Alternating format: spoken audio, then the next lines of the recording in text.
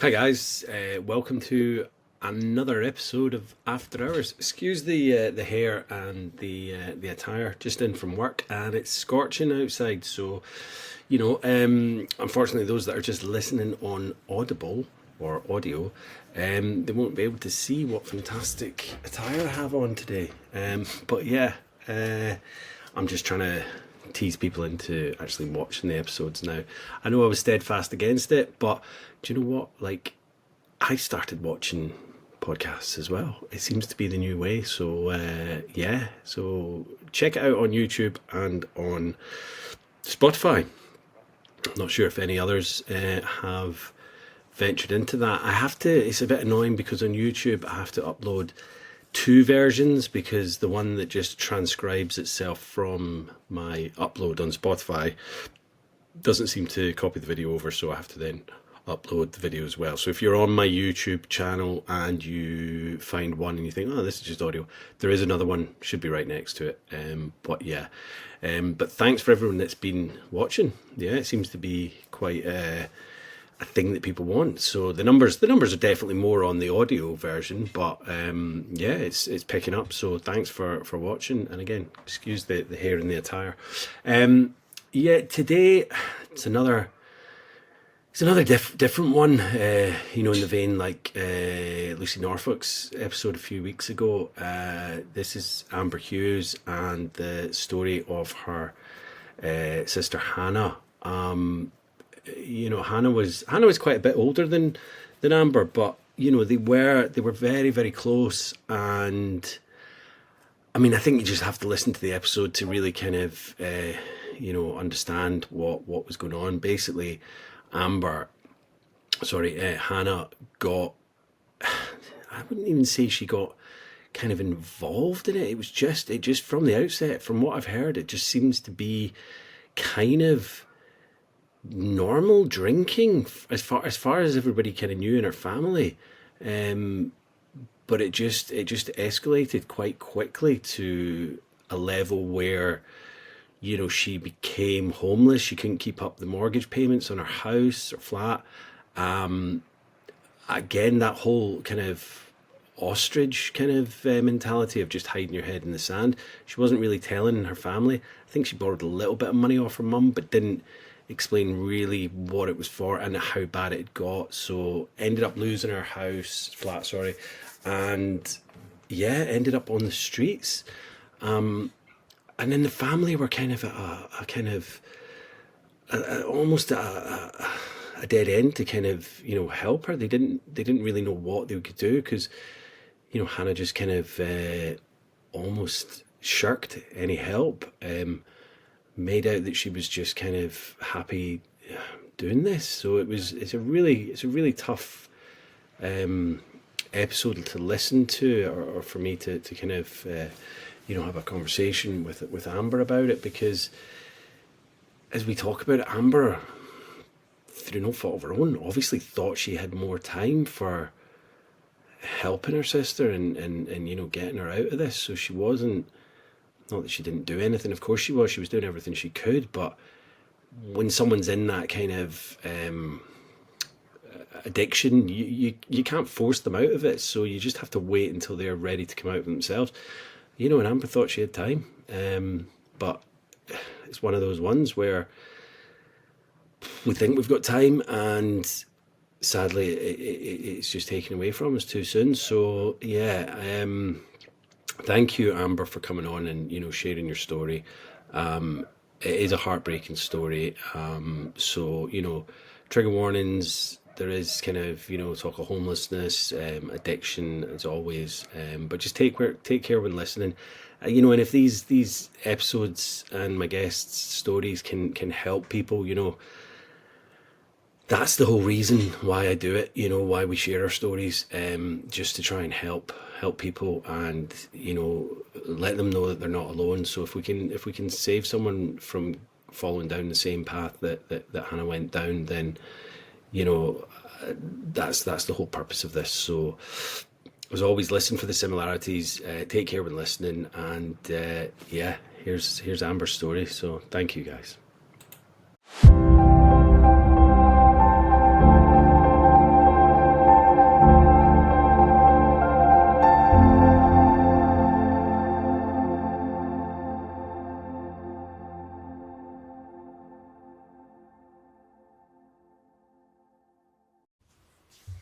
Amber, welcome to After Hours. You're well, it's Amber Lights in Oxford, isn't it? How are you in Oxford today? I live near Oxford, so I'm in Ah, Oxfordshire. It's the same yeah, thing. yeah. Well, that's it. I mean, I've lived in many cities, but on the outskirts in a lot of places. But I always said the main city. So yeah, you're Oxford. You're Oxford. So yeah, how is it today in Oxford? Sunny, nice, Yeah, yeah, yeah. but Is the not heat too wave sunny. finished? Is the heat Yeah, wave finished now? thankfully, I can go out and like just be normal without sweating or running Yeah, into the shade, which I've been doing mainly. yeah, But yeah, yeah. much Yeah. better now. Good, good. We've had a bit of warmth over here in the Isle of Man, but not quite what the UK's had. So we're not been kind of delving into the shade quite as much. Although I have been cooling off in the sea, which has been great at the weekend. I've been loving that. So yeah, Amber, thanks for coming on the podcast. Your story's a little bit different to the normal kind of normal people. No one's normal, are they, on the podcast? But you know what I mean. So tell us a little bit about your kind of childhood, and then kind of tell us the story with you and your sister Hannah. Yeah. So yeah. Um. When people say about my childhood, I'm like, it was just lovely. Yeah. Um, like I have nothing but fond memories of my childhood. So it was me, my mum, my dad, and then Hannah, my older sister. So there was 16 years between us. Hmm. And my dad was her stepdad. But she lived with us for a while. I think maybe from the age of maybe when I was 5. But probably most of the time I was mainly terrorizing her. Um, Yeah. Yeah. there's a picture I use quite a lot, and it's me sat on her back while she's trying to sunbathe, and I've got a water pistol. Um, Love so it. I genuinely have nothing but fond memories. We at my parents, there was a really big garden, so I used to spend a lot of my time out there, Mm. running around. We had a camper van as well, so we used to go on little camper van holidays, which were brilliant. But yeah, it was lovely. It Idyllic. was simple. It was great. And Hannah was quite a big part of that as well. Yeah.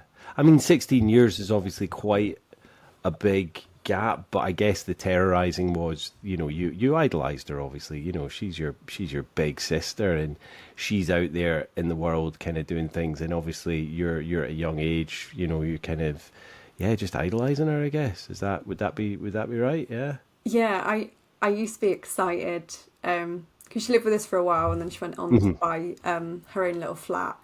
And I still remember the night we dropped her over to her flat, and I was really upset because it meant she wasn't living with us anymore. Yeah. And she said what we'd do is 8 o'clock every night, we'd always say night night to each other. Um, so Like not even on the phone, but just kind no, of to the just ether say it. type thing. Yeah. So Yeah. Yeah. I I love that. remember going back to bed. I can't remember the age I was, but I was still very young and sort of laying in my bed with my teddy and being like, "Oh, night, night, Hannah," um, and sort of imagining that she was doing it. But yeah, no, as much as I terrorised her and hid under her bed to scare her, I did love her to bits, and Yeah. yeah. She was part of sports days, school fetes, everything. She was always there. Yeah, which is remarkable because even as I say with that age gap, and she's out there. So what was she, about 21 when she moved out? Would that have been I can't or a I bit? can't remember. Like must have been early 20s, yeah, thinking about Yeah, it, yeah. yeah, Um but she still had the time to kind of come back and kind of spend time with you, because you are quite a bit younger than her, so she might have been like, oh, why do I want to, but it's her sister, so yeah, Annoying she little obviously. sister. Annoying little sister that's jumping out at her from under the bed because she's like, scared her half the wits out of her. So yeah, and so tell us more about kind of Hannah's kind of once she moved out, what kind of happened with her.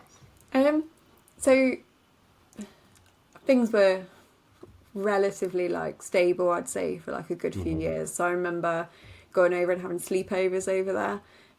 We was used to buy crisps, and it used to be back in the day a Blockbuster. Oh, nice. So we'd go and get a DVD or even video, from Blockbuster, and go and watch that. So probably being younger, I didn't really remember a lot as it was anyway. But as the years probably rolled by, I think it was when Hannah was close to turning 30, because I was 14 at the time, my dad passed away. So yeah, it would have been right. I was 14, she was 30. So I'd probably noticed the biggest shift then, because Hannah sort of started being more of the adult and sort of feeling like she had to take on a little bit of parenting to help my mum as well. Sure. She'd also just started a degree as well, because I remember her talking to my dad about it, and he was sort of full of like, yeah, do it. And then the time she started it was just after he passed away. So she was working full time, single household, so she was paying a mortgage and all the bills on her own, and had just taken a degree, plus this bereavement as well. So probably when I look back, you could probably start to see the cracks, if anything was forming back then. And what had she been? Had she been to uni before, or was she just kind of working, to get the mortgage and things like that? What was her job? So she was, she worked in a nursery, so she worked in the baby room. She Oh, right, really okay. loved children. So I think she was like the lead in the baby room. And she did a degree in early years, which meant she could go on to be a teacher or an Ofsted inspector. The full-time job she did Monday to Friday, and then the degree she did Saturday and Sunday. Wow. So Proper very, committed and yeah. very, very, very well, super intelligent, really doing all that as well. Yeah, and it was back in the day when we had the big desktop in our house, so she'd come over to ours at the weekend, and she'd be sat at the big monitor, before we eventually got a laptop. But yeah, just the commitment when I look back is unreal to do that, and to focus on that. And obviously probably that age gap then, I'm sort of focused on school and secondary, she's focused on life. I'm not really seeing like the bigger picture of the mortgage, the bills and different bits, and not even probably taking into account mental health, because in my world I was at school and I was trying to you don't do you You know, don't you don't know about you those don't. things unless you directly are kind of like, you're not seeing it, you're not being told what it is. You might see someone, you might have heard of depression or this, that and the other, but you were not actually aware of exactly what mental health issues are at that age, No, which I is know, and understandable. obviously as I've got older, I'm probably like, I probably grieve more now for my dad than I do back then. But also, as 31 myself now, I can be like, I can appreciate that more and have more of an understanding to that pressure building that was Absolutely. clearly building back then. And from then on, we had multiple family bereavements throughout the years, and it just slowly took its toll. And I always remember like Hannah liked white wine, even from Yeah. when I was like younger. There was, if we had a Chinese, if it was a birthday, Hannah would always bring a bottle of white wine. Yeah. My mum has to look at white wine and she gets a headache. She just doesn't touch it. So similar to my mum now. Like she had one at Christmas or whatever, and then she was like, "No, it just gives her a headache straight away now." So yeah, Yeah, I mean, no, let's be so, honest, it is a poison, isn't it? So yeah, yeah, true. And I was like, that's quite a good thing actually that it does that straight away, because it yeah. stops you. Um, And would she be drinking that bottle? Would she be sharing it, or would that just be for her? Or so my mum would probably have a little bit. I was given like a little token bit as well. So when I was growing up, alcohol was like, wasn't a big thing. My dad liked cider, but they'd always let me have like a little bit of a taste, and I think that yeah, was just to sort of stop any curiosity building. Because obviously when you're a teenager, back then as well, gotta make myself sound so old.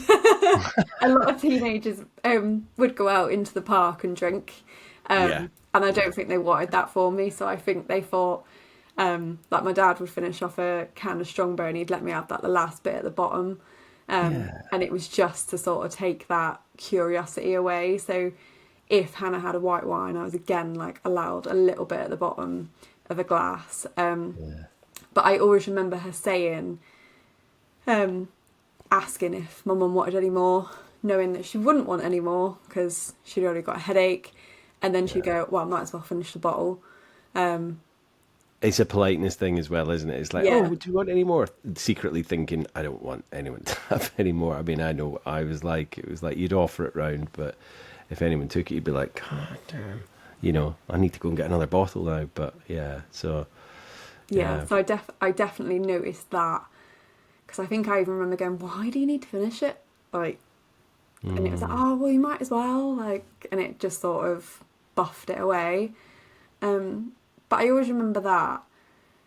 And then I went to college, and I went to college sort of away from, not massively away, but it was like a good bus ride in the morning. And I probably say that I saw Hannah less then, because obviously I was busy with college. And you've got, I mean, you're Yeah. in your teenage years. Do you know what I mean? It's like, I'm sure you see your siblings, but not all the time when you're that age, do you? You know, No. especially if she's not living at home, you might see her popping in, but you know, it's life, isn't it? That's kind of what happens. Yeah, definitely went through a grumpy phase of like, don't touch me, like I hate hugs as well. And I always remember like she was allergic to hamsters, so I was like, oh, I'm gonna get a hamster for my room just to keep her out. Which sounds awful. I always Not used 'cause to you- have not 'cause them, you- but yeah, not because you wanted a hamster, just to keep her out of your room. Wow. and then she was like, "Oh, I'm coming in." I'm like, "Don't! I've got the hamster out." Oh, okay. Yeah. And then going from hiding under her bed to then like, I'm getting a hamster so she can't come in my room. Yeah. It's funny, isn't And it, how the ages oh, change? That you're absolutely. Yeah. I mean, the teenage years are just we've just got another teenager at the weekend there. My stepdaughter just turned 13 on Sunday, so we've got two teenagers in the house now. So it's kind of like, you know, and I mean, obviously they're absolutely lovely, but you don't know what temperament they're going to be in from one minute to the next. So it is a bit it's a bit hectic, but we all go through that, and I think, you know, like it's. Yeah, we don't know what's going to happen, and to be, you know, obviously in hindsight, it's a great thing, but like you weren't aware of what was going to happen. But did Hannah, like, you know, did you know of a lot of her friends? Did she go out with her friends much? Like drinking is what I mean, or were you kind of unaware of how that was progressing? I knew she had friends, and it was like they go out and drink, but I can't really remember a lot of it. I do remember when I was at college though. So my bus used to pull into another town, and then my mum used to have to pick me up from there to drive us back to the village where we lived. Right. And I remember sometimes seeing Hannah waiting there with my mum, and my mum would be giving her money because Hannah sort of started saying that she couldn't afford the mortgage and stuff. And then she sort of started getting sick more often as well. And then obviously because, say, sick days were used or sick pay and all that comes in. So I start to remember that. I also had a job in a supermarket at the time as well. Proper teenager with a supermarket as well. And where I used to sit, I could see the alcohol aisle, and I remember seeing Hannah pick up like 4 bottles of wine, because I used to work the Friday night and Saturday morning shift, and to the point that she started not coming to my till with it, because I remember going back and I was like, "Mum, you're giving her money, but she's buying bottles of wine." And of course, you're a teenager, you're very black and white, aren't you? And I wasn't understanding the full picture. And I definitely remember that. And I think that was probably probably those bits, there was probably that I remember, to slowly sort of our relationship becoming more strained, because I would probably argue a bit more. I'd probably be like, well, why is Mum giving you this money if you're doing this? And, you know, why can't we just look at your online banking? You know, why can't we help you? And it was very, no. And then we'd argue, and then my poor mum would be sat in the middle. So we'd sort of start to drift slightly, I think. And then You and Hannah, or you and your mum? me and Hannah, Yeah. and like I said, my poor mum was sort of caught in the middle of it. I mean, it's interesting, that whole thing where you're saying she's not even coming up to your till to buy the alcohol. Like, it's her sister. She's in your shop. Why would she not come over to you? Unless there was something to hide. You know, that's the kind of.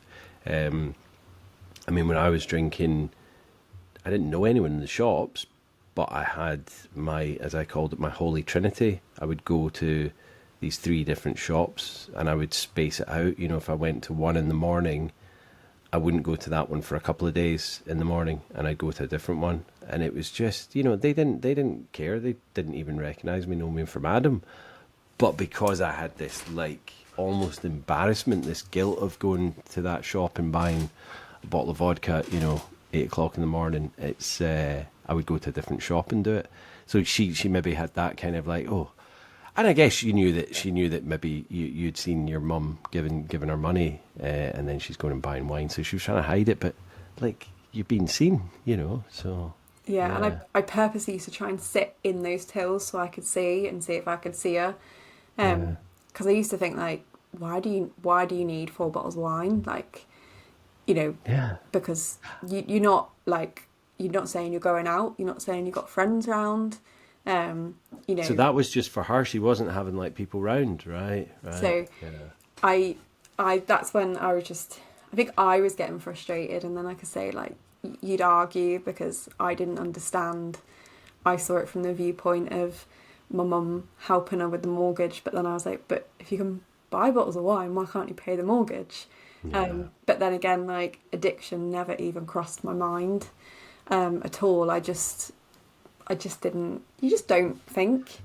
Um, I guess in your way, you thought she's been selfish because you're seeing your mum giving her money. You're working. I mean, I know she's working as well, but you're thinking, well, surely you can just forgo having some wine on a Friday night to save a yeah, bit of money. You know, that's kind of your sensible head coming on. I don't want to put thoughts or words in your head, but that's how I guess you might have seen it. Yeah. yeah. I just like I say, I was 18, 19, so Hmm. it was very black and white. Yeah. Um, Yeah. and then I remember sort of time going on after that, and Hannah becoming sort of less and less around, and I wouldn't speak to her as much. And Hmm. I remember, um, I think my mum had sent me round to a flat for something, and I remember she had like a glass door that you could go through, and then another Hmm. door into the flat. And I remember like knocking, and there was no answer, nothing. I just thought it was really strange. And I remember looking through the letterbox, and the house was empty, and I was like, "Why is the Oh. house empty?" Um, and I was like, rang mum. I was like, "The house is completely empty. There's no one in it." And like, you could, where I could see into the room, there used to be her sofa bed. Couldn't see it. Yeah, yeah. So Um, it wasn't just like the hallway and she'd maybe move stuff. This was no, the living room and there was not stuff where you knew there would be stuff. Yeah. yeah. And I remember going back and saying to my mum about it, and then my ex at the time, he messaged me, and he'd found pictures of her flat online, and there was all this tape on it saying "Do not use," and it was repossession tape, and it Wow. got to the point that she had been repossessed, but she didn't tell us, and whether or not that was shame, you know, I don't know. Like she must have been so stressed and, you know, Yeah. not knowing what to do. Um, so she was staying with someone at the time, and we went to go and try and talk to her about it. That didn't get anywhere. My mum was just upset that she wasn't talking, and I think that was probably the start of the worst time of our relationship, because Hmm. I think I just had enough. In my head I was like, we've already been through a lot as a family, like why are you doing this to us? Yeah. Um, and then just trying to think, it wouldn't be until a few years later that her addiction more came to light, and then we seemed to have like 18 months of this sort of turnover before she passed away, but it was quite a strange period because she got repossessed and then she seemed to sort of stay with this person and sort of look like she was rebuilding her life. And we were like, oh, okay, great, you know, still no sort of sign of the addiction. We knew she'd lost the flat, but okay, now we know, let's go forward. And then 2015, the Christmas, she ended up in hospital with a seizure. And that's when it came to light.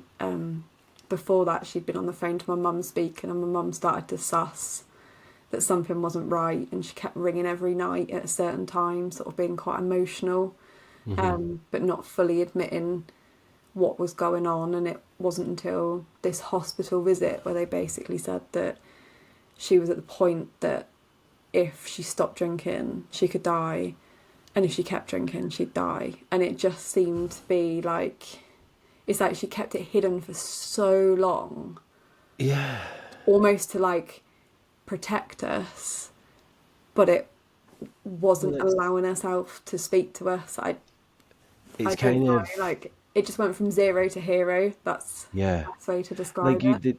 The time scale is just so kind of short. I mean, obviously she's obviously drinking, and you know, I mean, I drank all through my kind of 20s, but it was what a lot of people did. So we'd go out and all that, but obviously it kind of ramped up. But the whole thing with the mortgage not being paid, I guess she was just doing that, you know, hiding her head in the sand, the shame, the guilt, and maybe because she'd asked your mum for money up until that point, but then she'd just probably been spending it on booze rather than actually putting it towards a mortgage. So it'd probably kind of gone on for a lot longer. But I'm sure, you know, had she kind of maybe said, your mum would have been willing to help her, but it was just the fact that now this is done, it's been repossessed. And then, so she moved in with someone after that was repossessed. And yeah, was that like a partner or a friend? Yeah, and I don't think it was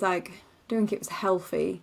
No. So I don't really know a lot about it, but I think that got progressively worse. And Well, then it's probably like a codependent type relationship. There's someone that was enabling her to and kind then of drink and party, if you want to use that term loosely. Do you know what I mean? It was like, oh, don't worry about it, come round here. But she's obviously got, and what happened with her kind of job in her university at this point? Was she still kind of doing that, or? So she had graduated in... She graduated, She right. graduated in 2012. And then that's when I sort of think the mortgage payments were coming in. And I remember working at the supermarket at the time. And then it must have been 2012 to 2015. She was sort of between then repossessed, and then obviously the 2015 it came to light of the extent of the drinking. But she'd lost her job. But I remember we got given loads of stuff after she passed away, and there were lots of writings and notes she'd written. And I remember stuff saying that, you know, something had upset her. Then she had a few drink, and then she was so sick the next day that she couldn't go into work, so she called in sick.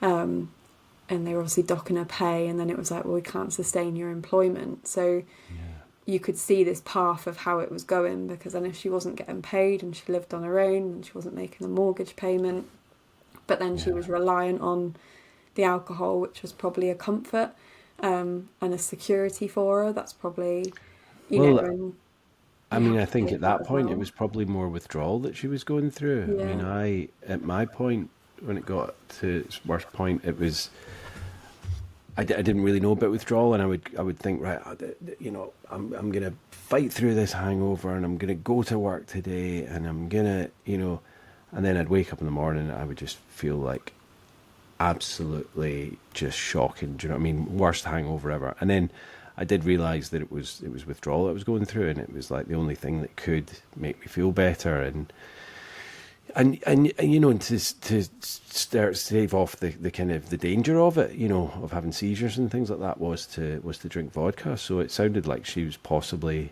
going through that, and not going to work, so she could probably stay home and drink some more.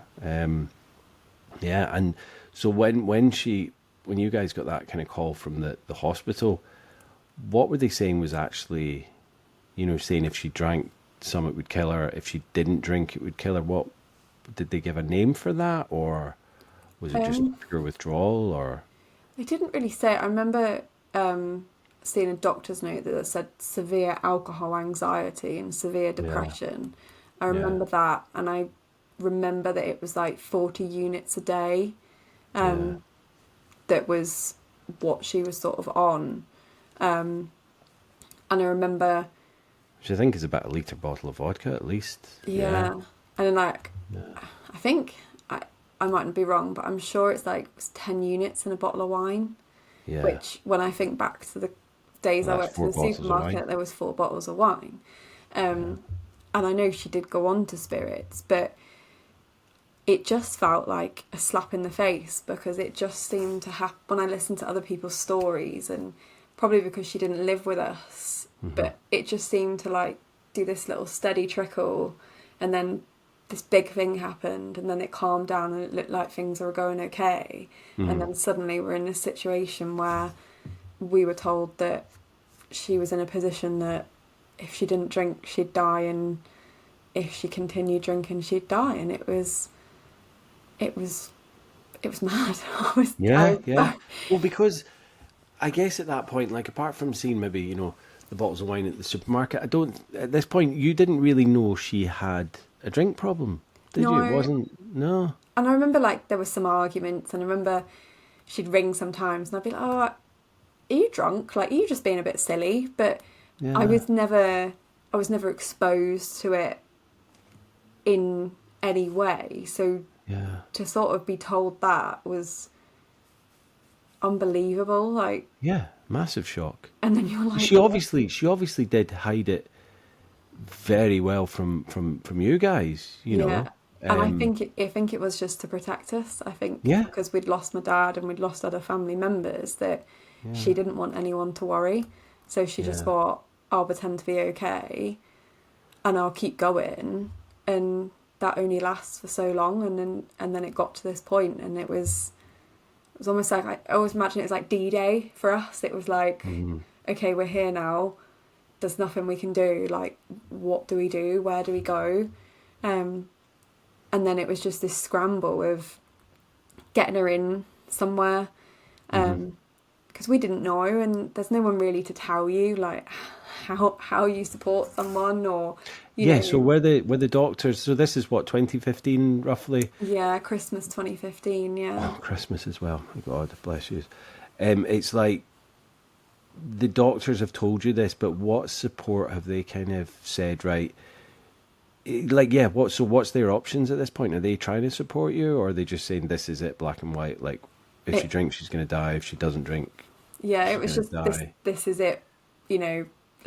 But because Hannah also wasn't accepting it, I was like, well, there's nothing we can do because this is it, and um How old was Hannah at this point? Sorry, um 36. 36. Um, And did she want to kind of check herself out of the hospital and then go and drink? Is that where her headspace was, or? I think she just wanted to go back to the life she had, and we were like, you can't do that. Like, Yeah, we've got to do something. And I remember over that Christmas, she just seemed to disappear a lot after that, because we had to get her into a hotel, because it was over Christmas. All sort of support areas were mainly shut, yeah, and she'd go missing from the hotel, and we'd go around trying to find her.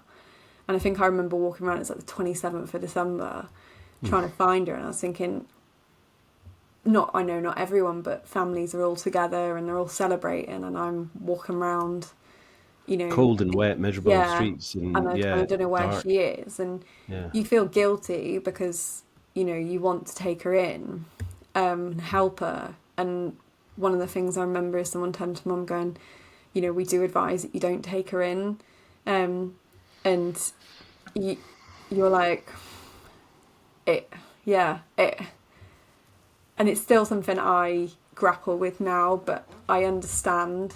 And, you know, if the way I try and see it, and when people ask as well, because people do, I just say that, you know, Hannah, you know, there was nothing to say that she could be safe, that my mum could be safe, or that I'd be safe having her in. You know, Hannah could be a different person when she was drinking. My panic was coming back from work, and putting it bluntly, finding my mum dead on the floor. Like, you know, I didn't know the capability of it. So there was that worry on that hand. You know, could Hannah have harmed herself? Would I come back and find that she was injured? You know, there was that side of it, and then the side of not taking her in and feeling guilty because now I'm walking the streets and I don't know where she is. And it's a lot on you. You know, and we did face questions. We did face, well, why don't you do this? And it's easy to say it from the outside, but, you know, we had to look after ourselves to be able to support Hannah, and you just don't know if Hannah was that dependent on alcohol, what that could have done in the home. And living in a small village as well, you know, we needed to get her to where the help was, and that wasn't there. So I definitely It's also, you know, from my own experience, like, people were trying to get me help and trying to do this and do that, but until I was ready myself, it was all just kind of wasted. Do you know what I mean? It wasn't like they could say, oh, you need to go to this place, and I would maybe try it for a day or two or this or that, but until I actually decided I wanted to do it myself, you know, and that's the sad truth, you know, the person's not ready to it or not willing to do it, you can't force them, you know. So even if you were to go and find her somewhere, wherever she was, drag her home, not saying you would have done, you know, if she's going to climb out a window, she's going to, you know, she could be stealing from the house to fund it, you know. And was it just alcohol with Hannah, or was there?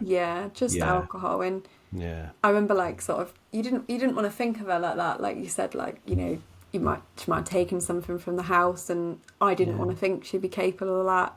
I didn't. But want it's to not think them. That's the it, thing. It's not Hannah. It's the addiction. So the addiction's capable of anything. So, you know, that's the scary, sad part of it. Yeah. I do remember there was a quote I read recently, actually, and it was like, the more you rescue, the more they sink. And I was like, that was quite a good analogy, I think, because, like, all I wanted to do was just wrap her in cotton wool and be like, we'll get this sorted. But you can't. And, you know, she definitely wasn't ready at that point. And I think it took, from that Christmas, it took another 10 months, I think, till October 2016 to actually get her settled in somewhere. For those next 10 months, she was in and out of different hostels. I remember in the April, she wanted to prove that she didn't need to drink, and she suffered a seizure, and I remember going to the hospital and her face was completely, like, crumpled in from the impact around her eye. She'd hit hard flooring from the seizure. And she was so frail, she was tiny, and I remember she was in, like, where had she been living from, like, that Christmas until April? So she'd been in and out of different hostels, so she'd hopped around, and then they finally moved her to a hostel in Oxford, and then to prove that she didn't need to be there and that she could do it, she stopped drinking. So then it brought on a seizure, so then she went into the hospital, and, you know, we remember going there and being like, well, you need to go there, and, you know, you'll have a room, you get your food, they help out with, say, like, getting like the benefits sorted to start, like, paying, and then eventually, like, long term is, you know, the help of counselling and jobs and stuff like that. Obviously, and we were way off, but would they detox her, or were they just a kind of, like, not a dry house, but a house where she can still drink but try and get her life in order, or how Yeah, was she it could with still that? drink, like still She could drink. still drink. Was Um, there any talk about detoxes or anything like that? not not in these places that I can remember, and I think because of obviously the intensity Yeah, of the drink, it proved with her stopping that straight away. yeah, Um, yeah. and I do I do remember, as daft as it sounds, she wanted to say she wanted to go and live in the woods. She kept telling me, and I was like, no, you can't live in the woods. And I remember leaving her, and she was like size 7 shoes, and I'm size 5. And she Hmm. started messaging me saying I nicked her shoes. And I was like, why do I want your massive size 7 shoes? Yeah, that's not happening. No, But I was yeah, like, what am I going to do with them? Put my shoes inside? And she's like, you've nicked them. I know you have. And I was like, I have no need for them. Um, you know, but it's just, um, yeah, I don't know if you know Lucy Norfolk. yeah, I've seen, yeah, on the Koa, yeah. Yeah, so Lucy I had on, it was released this week, and it was very similar with Dan, her husband, and he started having kind of, I don't know if you would call it what, like psychosis or hallucinatory kind of ramblings, towards the end. He didn't know a lot of what was going on. He would just say things, or he was sending things to her, he was buying it online. And I think she got this beautiful blanket from him, and it arrived in the post, and she said, thanks for the blanket. And he said, it's not a blanket, it's a unicorn. And it was just, little things like that. And it's like, but she's obviously thinking that you've stolen her shoes. But did she have, like a wardrobe? No, she probably just had what was kind of on her at that point. But had misplaced shoes at some point and then blaming you for it. Yeah. Yeah, yeah, and still got the messages because sometimes Yeah. it's daft. It sounds that makes me chuckle that Of course. And it's in the part of, in yeah, the it's middle part of of it. everything Yeah. that we were debating over shoes, and I was like, that it feels like our world is crumbling around, but we're still being Still being sisters. siblings Yeah, and arguing about yeah. shoes. Yeah, Um, yeah. and I remember, I would say probably from then until October, she was mainly sleeping rough in Oxford. She just didn't want to cooperate. She didn't want to use the services. I know she was sleeping in a tent in a park at one point as well. And you talk to her about it, and we'd go in and see her, but it was like, oh, it's fine. And we're like, well, why don't you go here? Why don't you do this? No, it's all right. Like, it was all. And was she like when you would go and see her and things like that? Was she drunk, or I mean, it sounds like she's kind of compos mentis, but kind of almost like accepting it that this is just how she wants to kind of be, or was that Yeah, the kind of psychosis of the addiction, or I don't. I don't really remember. I wouldn't really say she was ever drunk. no? She But she was. was obviously drinking to stave off the Yeah. withdrawal. Yeah, She was always. She was always late. She was always late as a person anyway. But yeah, yeah. she, we'd meet her at the Christ Church in Oxford, and we'd go for a walk. Hmm. And we'd sit and talk, and we'd be like, okay, well, where are you now? What are you doing? And sometimes we would go for coffee. That was more so in 2017 when Yeah, she actually got in. But, sometimes that was that way. And then another time we wouldn't hear from her because she was accessing, while she was sleeping rough, she was accessing day services at O'Hanlon House, Homeless Oxfordshire. So hmm, she could go in and get food. She could go in and get clothes. And so sometimes we'd ring just to see if she was there. It was a little line of communication. yeah, yeah. So there was that. But I do remember times when she'd just completely got off the radar. And me, my mum, and one of my friends, we spent easily 5 hours walking around Oxford trying to find her. And we couldn't find her, and we were asking people, and then you'd get directed somewhere else, or those people would be like, oh, she owes us money. And then you're like, oh, okay, we'll just leave this. I know Oxford's not a massive city. No, no, and No. as weird as it sounds, we was actually so close to her, but she was in a sort of Yeah. like bit off Christchurch that we didn't go Just into. eluding you. Yeah, Yeah. it was literally just out of reach, and Yeah. a couple of days later she resurfaced and she just explained that she had owed someone money and she just was hiding for a little bit. Hiding. Yeah. Um, and it was I remember the October 2016. She got a proper room at O'Hanlon because she was asthmatic as well. Hmm. So we wanted to make sure, especially then, that she had somewhere to stay. And I remember, obviously, that was her last Christmas, December 2016. I always remember we went in on Boxing Day, me and my mum, to see her, and it sounds really weird, I can still smell the booze now that was on her. It was like it was entrenched in her Yeah. Yeah. clothes, and obviously she'd had a terrible Christmas Day, with everything. And I remember we got given some money by some other family members, and we went and bought her like a big coat and some boots. We would never give her money. We'd always be like, what do you need? Yeah. Do you want toiletries? Do you want, this? Because in our mind, we were helping, but we weren't necessarily enabling. No. We're just handing cash over. Yeah, because I mean that cash is just going straight on booze. Of Yeah. course it is. Yeah. And I think we'd been kidding ourselves to think it would do anything else. But I can still remember that smell. And sometimes if someone walks past me now, it almost sort of flashes me back to it. But that was our last Christmas, and I do remember throughout 2017 there were a lot more positives. When we would go in and see her, she'd say that she was on a course, or she was going to, like, they were starting to do swimming lessons and stuff. There were things sort of coming in, and she was taking part in them more. She used to keep herself sort of, I think, out of the way, but she did seem to be sort of integrating.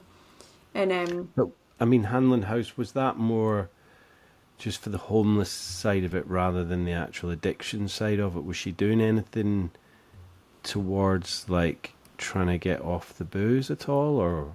so they have key workers in there that work with them. So by this point, I believe she was off the spirits, because the spirits were making like the worst behaviour.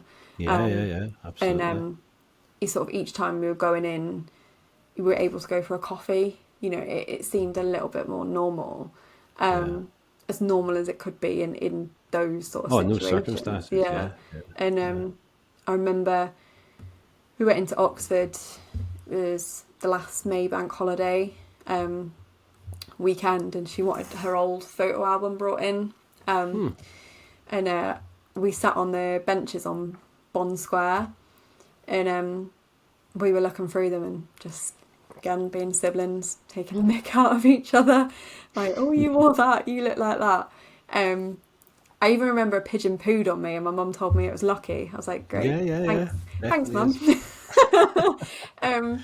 And she wanted some sparkly sandals, so we went to go shopping and find like a pair of sparkly sandals and get us sorted. And I remember us walking up to Christchurch, and we were sort of like saying bye, and there was a Tesco's across the road, which I think Hannah was banned from. But I remember I really wanted some strawberries, and Hannah was always very like, oh, I love you and all this, and I was like, oh, I think you smell. Like, I never really said I love you, because I was a bit cringy. Like, I was like, oh, I'm not saying that to you. So I'd always be like, I think you smell too, at her, and I was like, just let me go. I want to go get my strawberries, like, and like gave her a hug. Mum gave her a hug. Probably rolled her eyes at me for being a little sod or something. And then we left her, and it was the Monday that we saw her. On the Friday, we had the police around to say that she died, and she'd so she had a partner, Sean. He passed away last March, and he went in to see her in the morning to get her up for breakfast, and she was having a seizure, and that led to cardiac arrest. So yeah, it was a very lovely last visit, but we didn't know Yeah. it was the last visit. Yeah. If you Well, sort of, I mean, how could you? You know, that's the thing. It's at least you had that. It sounds like quite a sweet moment where you were all, getting on good form, and yeah, and the seizure, was that caused from her not being able to have enough alcohol, or well, was she just at that point where seizures were happening even if she was drinking? it said that she had no alcohol in her body, but I do remember when we came away, probably later on that evening, my mum was like, I just don't think something's right. And I can still remember her saying that now, because she just seemed different. And I was like, well, I thought she seemed really good and it was a great visit. And my mum was like, yeah, it was, but apparently I used to walk a little bit ahead just so her and my mum could chat and have a bit of Yeah, time. yeah, yeah. And she was saying, oh, I've let Amber down. My mum was like, no, you haven't let her down.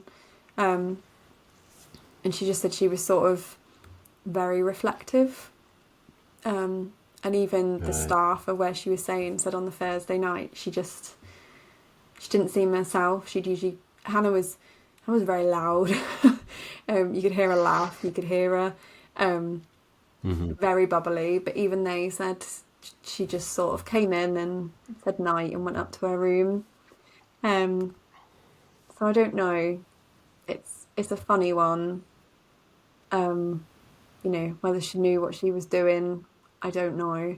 But yeah, she didn't have any alcohol in her system. She didn't have any alcohol, so she kind of, maybe she was trying to do a detox or something. Who knows? It sounds like a bit of a mystery there as well. Amber, I'm so sorry. I know I've heard the story before, but it doesn't make it any easier, and I'm sure it's obviously not for you. But what did that kind of then spur you on to doing once you'd kind of, learnt the full kind of ins and outs of what had happened? I think Where did that take you? it was weird because I remember feeling like, oh, it's over, like Yeah. all this, because it was so short. And I listened to other people's stories and they say that it's for years and years and years, and I obviously didn't know it was going on, like it was hidden.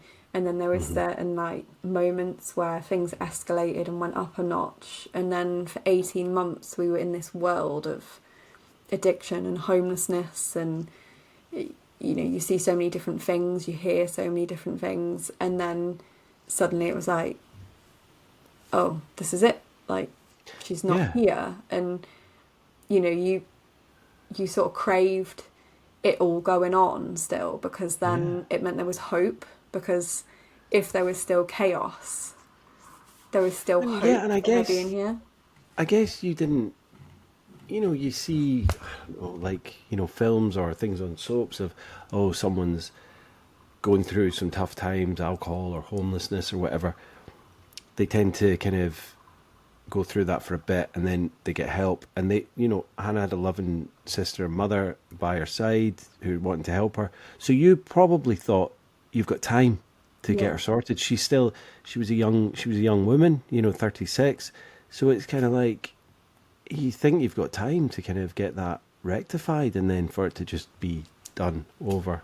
I think that's what I thought. I was like, oh, this can't be it. Like, it can't. And I think for me that's been the biggest drive, because I was like, she needs more than that, and that can't be the end of her story. Like, there's got to be more.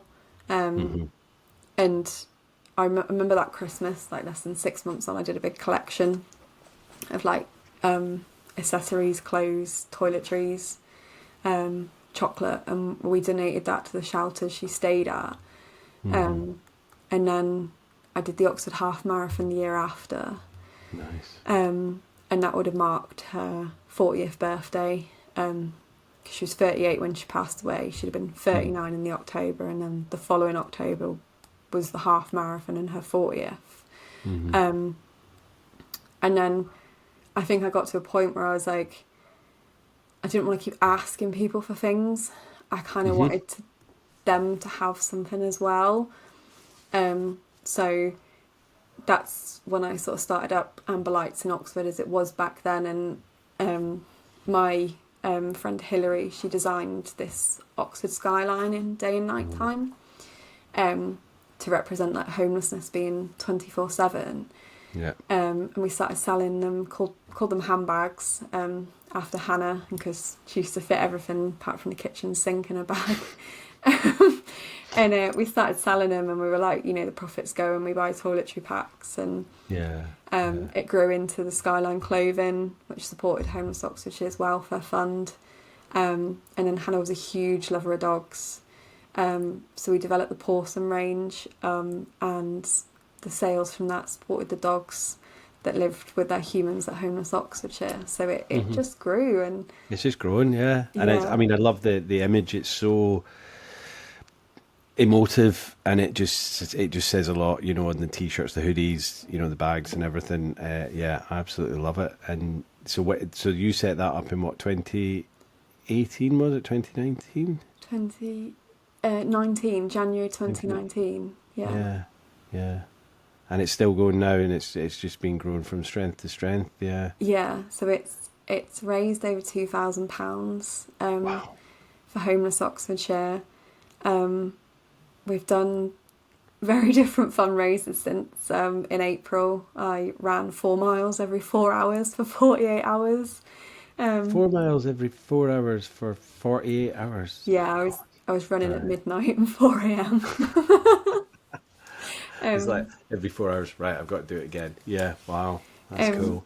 Yeah, we've just tried to do what we can and raise awareness. And, you know, I always just think, if there's another Hannah and Amber out there, what would I want in place now? You know, what would I want to do? And, you know, I want to use Hannah's story because she was a great person, she was a great sister, and addiction took hold, and, you know, she was more than that. And I just think, you know, if we can create change in her name, then it's a great thing. And yeah, it's led to wonderful things, and I've met wonderful people and had wonderful opportunities, and the fact that people want to listen to me and, you know, and Oh, hear absolutely. this is just brilliant.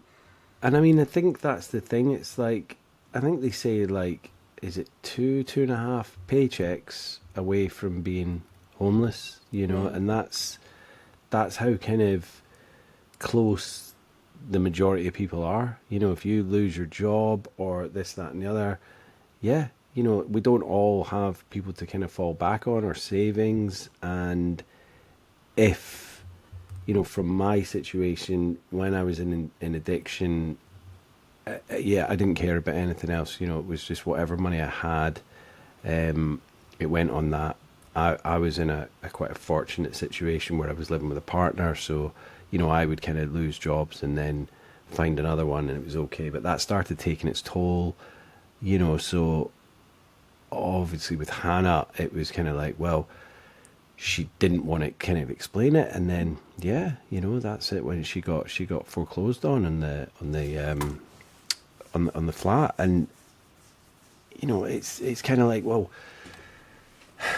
had she said something? But, you know, you just want to hide your head in the sand, and it's the shame and the guilt, and you don't want to have to be a burden on people. So she just thought, well, I'll go and live with my friend. But the addiction had already kind of, you know, started taking hold of her. Yeah, and I think that was a big part of it for me. Was I would go back and be like, well, if I'd have done this and I'd have done that. And I gave up alcohol in April 2023. I remember 2018, I think, Chris, my husband, my boyfriend at the time, we'd been out, and I'd been drinking, and I got very drunk, and I remember turning to him and being like, I couldn't save her, and I was getting so upset, and I was crying, and I was like, I couldn't save her. And that's, I mean, I didn't know what to do, but I used to like feel like it was my my duty to do it. But I definitely think as time's passed and, you know, you work through things and that, it was way out of my control. You know, it wasn't my responsibility. And I used to remember going, well, if we get her to do this, then this will happen. And then if we can get her here, then it'll be like normal. And then I was like, but it doesn't work like that. And No. and it's hard to swallow. And you know, you want to think that you can look after him. And I think, you know, you just got to remind yourself that love can't do it all. Like it can do so much, but it can't give you that person back completely without them making that step as well.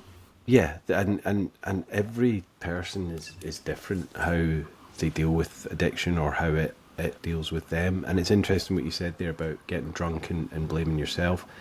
That's, you know, that alcohol is done that to you. It's made you think that, okay, you were probably blaming yourself before, but you know it's not your fault. It was never your fault.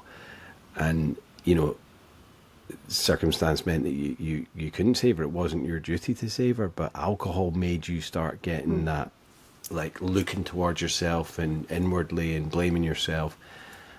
And it's a slippery slope. You know, I'm not saying you obviously gave up for, you know, any other reason other than you were just done with alcohol, but what was the main catalyst for that? Just thought, why am I doing this? Or Yeah, I never really drank a lot anyway. no.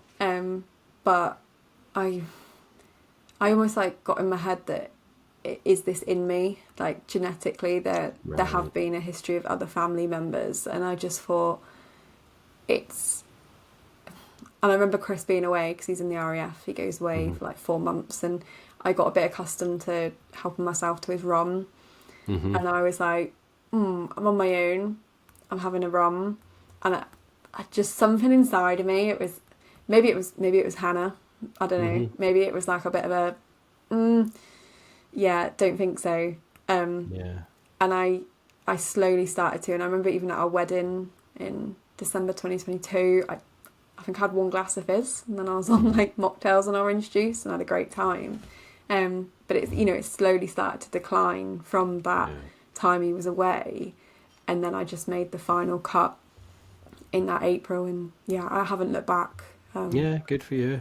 And I think it's helped in my feelings towards Hannah. I think it's helped too. Yeah, because it's, you know, it doesn't really serve any purpose at all in my mind anyway. I know there are certain people that can take it or leave it, and you sound like you're one that could take it or leave it. But why take that risk? You know, if you're worrying that it kind of might be in your DNA, why take that risk? Because it's a highly addictive. You know, people say, oh, you know, it's either DNA or it's hereditary or this, that, and the other. At the end of the day, it's a highly addictive substance, and if you start doing it more and more and more, then it's going to tip that balance, and it can become, you know, a problem. I still have no idea why I became, you know, an alcoholic or you know, addicted to alcohol, but it happened, and you know, thank God that I got off it. I'm just so sorry that, you know, people like your sister can't get off it in time. But I think what you're doing is just amazing for, you know, the homelessness, you know, and just bringing it aware to people, because I think that a lot of people, they walk down the street and, you know, I used to live in Cambridge, which, you know, was the rivalry between Oxford and Cambridge. In fact, I was over in Cambridge not that long ago, and my wife went to Oxford University, but I was just in the gift shop, and I brought her back this mug from Cambridge University. It's still sat in the box. She won't use it. And I'm like, wow. But what I was going to say was, you know, Cambridge obviously is quite a massive homeless problem as well, and you know, people walk down the street and they don't want to give them money or this, that, and the other, because they're like, oh, they're just going to spend it on drugs and alcohol, and it's like.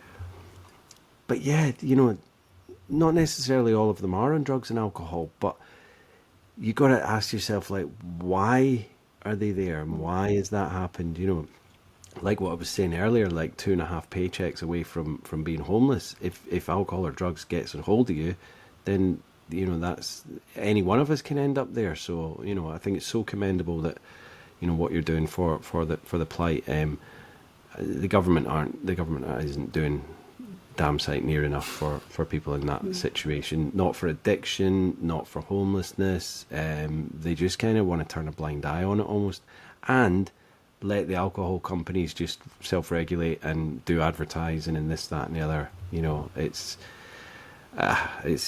crazy. Do you think, Amber, that alcohol still has a place in our society? It probably does for companies to benefit off, but I think that's the only thing really. I can definitely see like generations younger than me not drinking. Like it's not the culture that it once was. Even a difference. Chris is 10 years older than me, but even the difference between me and him, and you know what he was doing and then what I was doing, it seems to have jumped. But I think there's so much more out there than what alcohol offers, you know. I mean, I'm 45 now. When I was growing up in the 90s, wasn't really a whole lot of stuff to do. And I know that's a bit of a cop-out because there was stuff to do, but I wasn't interested in, you know, I don't know, going skiing or I don't know, whatever, hill walking or whatever stuff that I'm into now. But back then it was like, what did you do at the weekend? Well, we'd either go ice skating, and sometimes we'd take wine to, you know, or cider to the ice skating rink. You know, that was the kind of hangout, but that's what we did. Now there's so many more things for kids to kind of get involved in, you know, even if it is just like looking at their phone on TikTok. But they definitely seem to be a lot more aware of, you know, being healthy, being a bit more savvy, not wanting to make a fool of themselves. Yeah, I know they still drink, but they don't seem to be doing it to excess that kind of my generation did. And I know what you're saying, it is that kind of generational gap that they just seem to be shunning it a bit more every kind of generation. Yeah, I was going to say, Chris is going to murder me now. You said what? But yeah, no, there's definitely a cultural shift, and probably between the 16 years between me and Hannah as well, that shows it as well. But yeah, I like that there's more, especially like for my choices, that there's more 0% drinks, and that I'm not just sat there with an orange juice, because even though culture has changed, you still feel that kind of... Of course, you still feel that people are judging you. Yeah. It's like, you know, we shouldn't. And I think that will go eventually. But I know what you mean. Like when I first got sober, it was like, right, I don't want to be sat, you know, I didn't go to pubs that much when I first got sober. But, you know, if we were going to an event or something like that, it was nice to sit and have like I think it was like Heineken Blue or Beck's Blue. But now there's just so many different ones out there that, you know, people are going to have to come over and have a right old good look at the bottle or the can to see that it's alcohol free. And by that point, you're like, well, yeah, I think I'm not drunk. It's a funny line, isn't it? Because you feel that way, but then if you drink too much, someone will be like, oh, you can't handle your drink. Like, you know, it goes that way, doesn't it? And it's just no, unless that changes over time, but there's never like a middle ground. I don't think we've fully reached a middle ground yet, if I'm honest. No, it's a weird thing, alcohol, because like the whole point in it, the effect of alcohol is to get drunk, right? I'm not saying that everybody drinks to get drunk. People drink to get that little buzz, and then they slow down or they stop. But once you've had 3 or 4, it's really difficult to stop because you've lost your inhibitions, and then it's like, oh well, I'll just have one. Go on, have one more, one for the road, and all that stuff. So then you know, you're going to get more and more drunk, and I just think the actual end result of the alcohol is a horrible, horrible place, because you see people on a Friday, Saturday night staggering out the pubs. It's not a pretty sight, is it? You know, they can't really hold a conversation. They can't really walk. You know, they got kebab all day. And I know I'm doing a full stereotype, but that's kind of what it's like. You know, I mean, when I go out, it's like if we go to a party or something, I'll just kind of, you know, duck out quite early because people are still not making really much sense, and I'm like, yeah, you know what, you're a bore now, so I'm going to go home. Yeah. But that's what people pay a lot of money to get, like, and that just is baffling to me now, you know. What I find is that people will do that on a Friday and Saturday night, but say if you went into Oxford and you do have people who are experiencing homelessness and they are drinking, you'll find that some people will look at them like judgmentally, and I'm like, but that's no different to when you go out on a Friday and Saturday night and drink to that point. Like, it's just a different time of day. Yeah, You know, yeah, there's absolutely. it, It's like the shield of darkness that it's okay to do that, yeah, you and know, it's and I'm sure. acceptable. I'm Um, sure the students in that are around there and they're like, oh my God, what a weekend. I woke up under a park bench. How is that different if you're judging these people that's actually where they're actually sleeping, but because you've been so pissed, you fell asleep in a bush, and then you're judging people what where circumstance is taking them. It's, yeah. I love I Oxford, but there is a definite divide in Oxford. You yeah, know, there is a definite wealth divide. the town Um, and the gown. yeah, Yeah. you can see it as you walk through, and um, yeah, it is a great city, but Mm. and there's so many, everything Homeless Oxfordshire did for Hannah and stuff. There's so many wonderful people working behind those scenes to do stuff. Hmm. And you'd like to think in a perfect world it wouldn't be there. And you can walk through, like, you can see all the spires of Oxford and all these beautiful things, and then you can turn the corner and then there's a homeless shelter, Yeah. and there's people there that have complex needs, and you know, and it's just, I used to feel like when it was with Hannah, I was in the Matrix, like I'd Hmm. taken that red pill and I could see all this stuff, and Yeah. I was like, everyone's walking past, why aren't they seeing this too? And then I was like, Hmm. but I probably didn't see it before. Um, but yeah, you just feel, everywhere I go, I notice it now. Like, Yeah. I can't help but see it. Yeah. Definitely a lot more. I mean, I know exactly what you mean. I think people choose not to see it. I was in the supermarket today, in fact, and I was behind this guy. I was, at the lottery till, and I was behind this old guy, and he was maybe like, I don't know, mid to late 60s or something, and he was buying 2 liter bottles of vodka, liter bottle of brandy, big bottle of Coke, carton of milk, and I think 80 cigarettes. And it was like 157 quid or whatever. And I just thought, oh my God. I mean, he didn't look like he was, loaded, but, that's a lot of money to be spending on booze and fags. Yeah. Because the price of it is just unbelievable. And I just thought he didn't look the healthiest person, if I'm honest. I almost wanted to just give him a big hug and say, there is the way out of this, man. Yeah. Because that's probably him for the rest of the week or whatever. I don't know. I mean, I was on a liter bottle of vodka a day, so that probably won't last him that long. But you just think where that money could be spent elsewhere. Is that his pension? Is it what? And I just, it's like what you're saying. The Matrix has kind of been revealed, and I'm like, why is that? Why is he doing that? Yeah. Because he didn't look like a kind of super happy person, or he didn't look like he was going to have a big party at his house. Maybe he was. Maybe I'm being judgmental, but I kind of just felt the pain, and yeah, I just thought I'm glad I'm not in that situation. But you're right, people choose not to see certain things, and I think I've been guilty of that in the past, but I see it more from the kind of alcohol side of it when I see people that are kind of struggling and whatnot. The Isle of Man doesn't really have a massive homeless problem. There is homeless people obviously here, but you don't see it as much in the streets because we've got a smaller population, and we do have shelters, so there tends to be less people kind of on the street, begging for change or whatnot. But it is there, and you do see it. But it's I think the Isle of Man try and kind of clear it up. We Yeah. don't want to see it. Do you know what I mean? And I think whereas you get to the UK, and because it's such a massive problem, they can't even do that anymore. They can't. But I mean, I think when I was living in Leeds, I met quite a few homeless people because I spent a couple of nights on the street, and they were basically saying that they would be given these what was it called? It was some type of order by the police that they weren't allowed to be back in the city for 24 hours. So that, well, I can't remember what it is. It's like a There ban was, from the city. there was, I think it's recently been appealed. I remember pushing it to my local MP, but it's called the Vagrancy Act. Right. And Yeah. it was brought in after the Napoleonic War to basically move.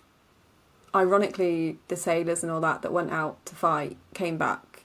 They were drunk to cope, but the act was to move them on. So even though they'd gone out and served, and this Vagrancy And Act, got PTSD or whatever from the war. Yeah. the Vagrancy Act was still in place, and you could fine someone £1,000. And I remember going to my local MP about it, and it criminalised people for being homeless. And I remember saying to him, well, if they had £1,000, they wouldn't be on the street, for one. Yeah.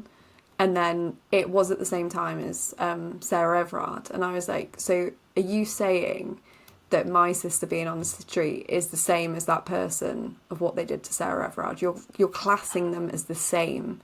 Like, what crime they committed to Hannah being homeless, you're bracketing as the same. And he didn't have a response. No. And I was like, but that's what this act does. You're criminalising someone because you don't want to see it, because they don't want to see it. They don't want it. They see it as a stain on society, and it's kind of this blight on the good streets of Oxford, and let's just hide it. Let's push them out, and because we don't want people to see it on the streets. And it's like, no, you need to deal with the problem head on and work out why these people are on the streets. Do we deal with the addiction side of it first? Do we deal with like the rising cost of everything that we're paying for? Like, majority of people can't afford to do things, but because we live in such a capitalist society that people spend and spend and spend at Christmas, put it on a credit card, put it on this, because everyone wants to see their kids smiling at Christmas time, but they can't afford it, and then it gets bigger. So I know that's just one example, but there's all these different aspects, and the government don't care. They don't seem to want to solve these problems. And when I lived in the UK and my addiction was kind of it was worst, there was really no kind of, apart from AA, there wasn't really any kind of charities that were available to me when I was living over in kind of Yorkshire. The Isle of Man is great. We've got a great little addiction charity over here. But the more and more, I mean, that's 5 years ago now that I moved here, and the more and more I hear people talking about what's happening in the UK, it's just like they're being turned away and they're being failed by services because they're at breaking point, and it's like, why are they at breaking point? Because the government isn't, first and foremost, like put labels on the bottles, tell people how dangerous this is, like stop the advertising, stop making it look so glamorous to people, because that first and foremost will massively slow down the amount of alcohol that's being consumed. And let's look at COVID. The amount of people that when I had Lucy on the podcast, she was saying that when they went in with Dan around COVID time, the hospitals were just backed up with people being put on life support because their alcoholism was probably quite bad before, but then it just ramped up because they were out of work and they were at home and nothing to do, or the kids were driving them crazy, or the wife driving crazy, husband, whatever. The alcohol just went up, and people thought it was cool as well, didn't they? Like, oh, I can drink now. Like, we can.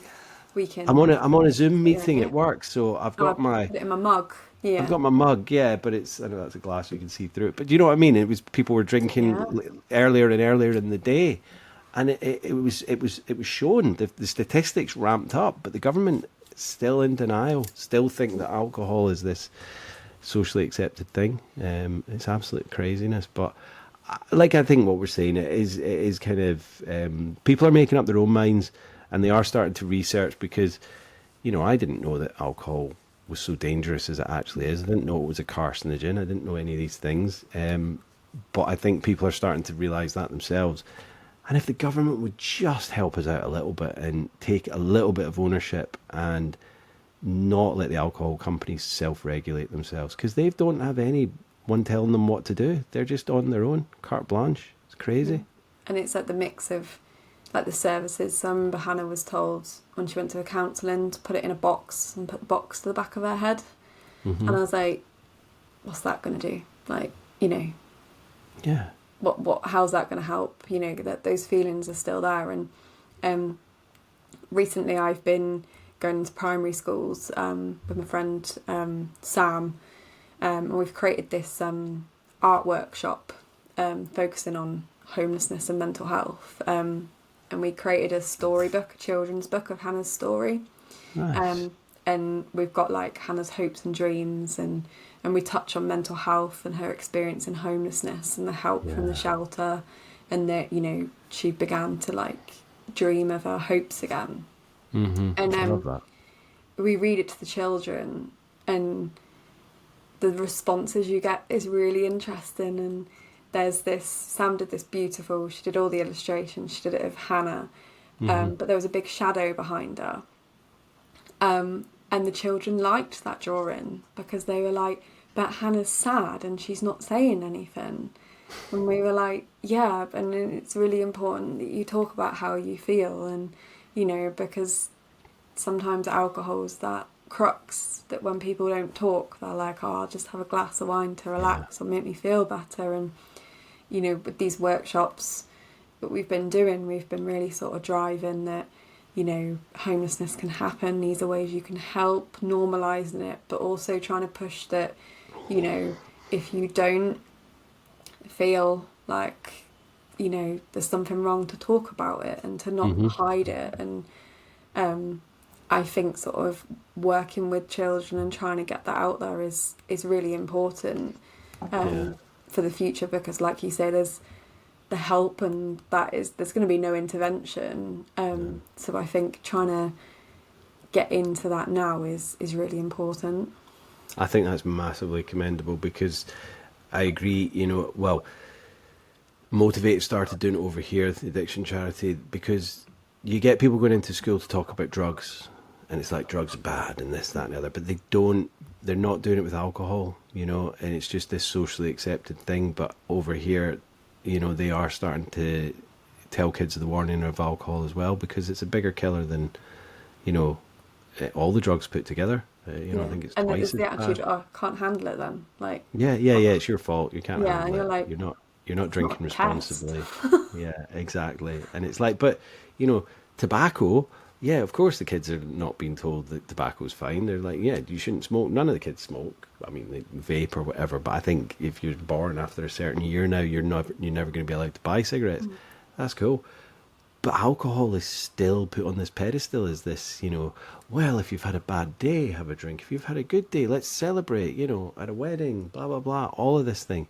No, we need to kind of change people's attitudes towards it. And I think slowly but slowly that is kind of happening. Obviously with people like yourself, me doing the podcast and just you know, screaming from the rooftops. Because I think that, you know, I still know a lot of people that did have a drink problem and they got sober, but they want to keep that to themselves. And I get that, depending on what type of job they've got or whatever. But I'm like, no, like, you know, you shouldn't have to be. Like, I know someone that's a teacher and they want to keep it all hidden because they think if that got out at school, and it's like, no, do you know what? You've been sober for X amount of years.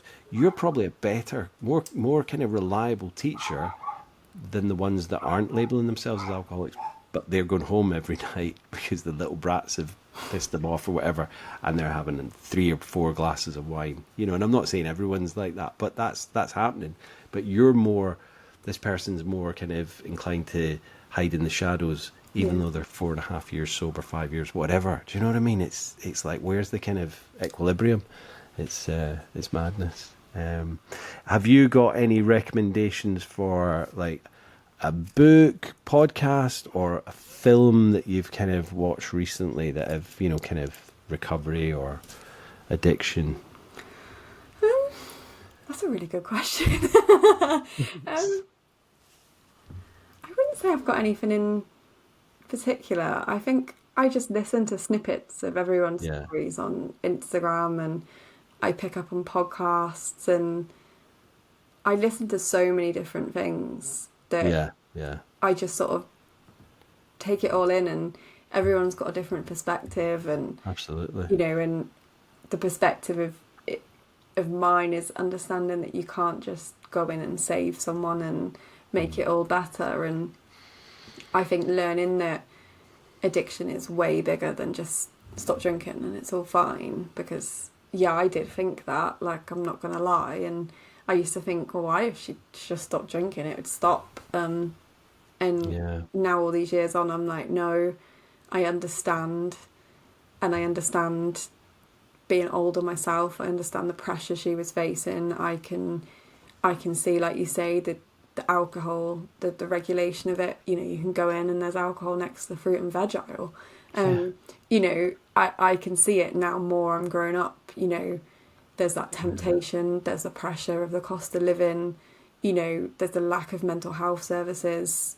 I can see it, and you know, put myself in Hannah's shoes. Mm-hmm. I can see why the white wine was a temptation, and I think I have more of an understanding 8 years on, probably the best I've ever had of it, and just that clarity that it's not a problem for those that love them to fix. You know, it's far more complex, and you know, we're entitled to our lives as well. Like, you know, we're more than entitled, and I know that if Hannah was Hannah, she wouldn't have wanted me to stop doing what I wanted to do. You know, she'd want me to go and save the world or take over the world, like I said I was going to do when I was like 5. You know, and after jumping out on her from under her bed. Just scare her first a little bit. And scare for her, then I'll go and save the world. Reminder. Absolutely. Yeah. Well, thank you so much for giving up your time, Amber, to come on. And I know it's obviously hard telling the story again, but I know like what you're doing for kind of Hannah's memory and just everything around the you know, the homeless plight in Oxford. It's just so amazing what you're doing. So thank you. Thank you for having me and letting me ramble on. No, absolutely no. You've not been rambling. It's you know, it's going to be such a good episode. I know it's going to help a lot of people, and you know, just a different kind of look at the kind of stories of addiction and things as well. So yeah, thank you for that, and and also well done on your sobriety as well. Thank you. yeah, that's amazing. Really appreciate it, Amber. Thank you very much. Thank you. Speak to you soon. Speak to you soon.